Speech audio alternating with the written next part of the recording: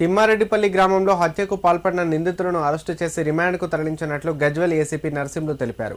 Kukunoorpally police స్టేషన్లో ఏర్పాటు చేసిన మీడియా సమావేశంలో వివరాలను వెల్లడించారు. సిద్దిపేట జిల్లా కొండపాక మండలం తిమ్మారెడ్డిపల్లి గ్రామానికి చెందిన రాములమ్మ రాజీవ్ రహదారి పక్కన హోటల్ నడుపుతూ జీవనం సాగిస్తుంది. తన కూతురికి ములుగు మండలం తునికిబొల్లారం గ్రామానికి చెందిన జీవన్ రెడ్డితో వివాహం జరిపించింది. కరోనా సమయంలో జీవన్ రెడ్డి ఉద్యోగం కోల్పోయి ఆర్థికంగా చితికిలపడ్డాడు. ఇక అత్త పేరిట ఉన్న భూమిని తన సమస్యలు తీరుస్తుందని భావించాడు.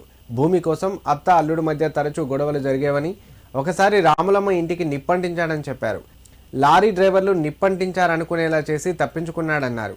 అంతటితో ఆగకుండా ఎలాగైనా ఆస్తి దక్కించుకోవాలనే ఉద్దేశంతో మరో ముగ్గురుతో కలిసి మంగళవారం రోజున హత్యకు పథకం వేశారన్నారు. రాములమ్మ ఇంటి ముందు నుంచి లోపలికి వెళ్లి డోర్లు వేసి రాములమ్మ మెడకు టవల్ బిగించి హత్య చేసి వెనకాల డోర్ నుంచి పారిపోయినట్లు చెప్పారు.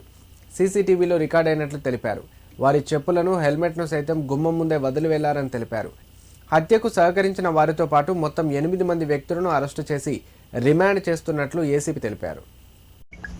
గత మంగళవారం 6వ తేదీ ఈ నెల ఈ సార్లవాడ గ్రామం హామ్లెప్టాపు తిమ్మక్కపల్లి విలేజ్ కొండపాక మండలంలో రామా ఎలియాస్ రాములమ్మ అని దాదాపు 60 సంవత్సరాల ఒక ఒంటరి మహిళ హత్యగావింపబడింది అనే సమాచారం పైన కుకునూరుపల్లి పోలీస్ స్టేషన్లో హత్య కేసు నమోదు చేయడం జరిగింది.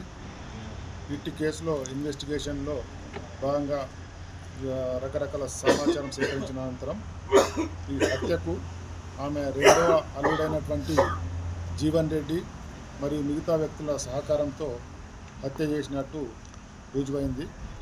అందులో భాగంగా ఈరోజు 8 మంది టోటల్ అందులో ఇన్వాల్వ్ ఉన్నటువంటి అందరినీ కూడా అరెస్ట్ చేసి కోర్టుకు పంపించడం జరుగుతుంది. వీళ్ళ నుండి ఆ హత్యలో ఉపయోగించినటువంటి మోటార్ సైకిళ్ళు, వాళ్ళ ఫోన్ ట్రాన్సాక్షన్స్, అంతకుముందు ఒకసారి 30,000 ఆయనకు సలీం చేసినటువంటి 20,000 సలీం చేసినటువంటి ఫోన్ ట్రాన్సాక్షన్స్ ఉన్నాయి.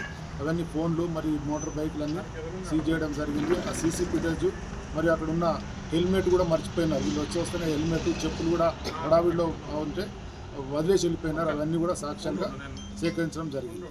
ఇవన్నీ కోర్టులో ప్రొడ్యూస్ చేస్తారు.